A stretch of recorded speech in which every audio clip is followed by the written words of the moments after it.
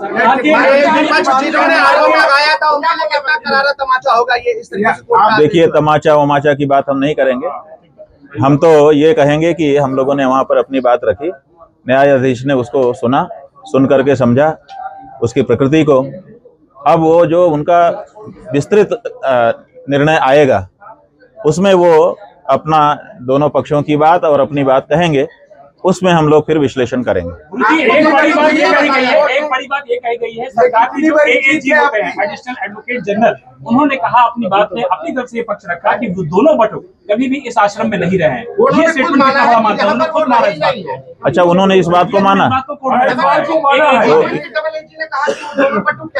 नहीं रहे।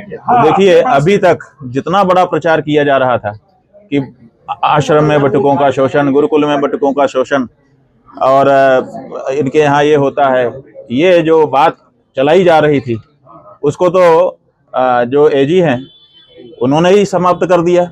उन्होंने ये कह दिया कि इस आश्रम में ये बटुक नहीं रहे।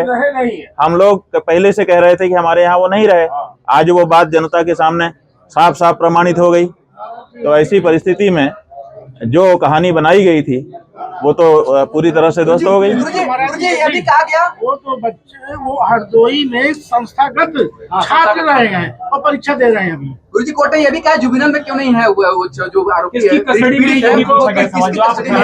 हाईकोर्ट ने ये कहा है कि जो उनके अंडर में है ब्रह्मचारी के, वहां से जुवेनाइल कोर्ट जो है बच्चों को उनके कस्टडी में दिया जाए। ये देखिए, ये आज जो हाईकोर्ट ने कहा है, यही कार्यवाही पहले दिन से थाने में जब वो गए थे सूचना लेके वहां होनी चाहिए थी।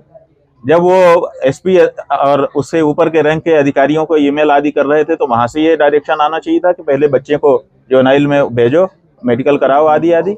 और उसके बाद जब वो कोर्ट में गए थे तो कोर्ट को भी ये कहना चाहिए था कि बच्चों की कस्टडी उचित संस्था को प्रदान की जाए ताकि उनका संरक्षण हो और उनका दुरुपयोग ना किया जा सके। लेकिन हाई कोर्ट तक जाते जाते ये नहीं हुआ।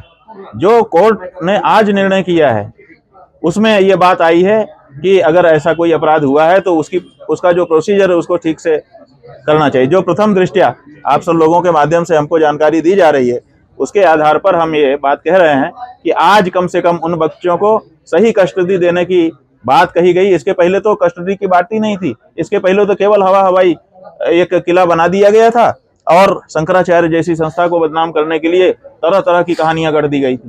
तो आज कम से कम एक सही प्रोसीजर जो एक पॉक्सो कोर्ट का होना चाहिए वो उसका एक अक्ष दिखा है।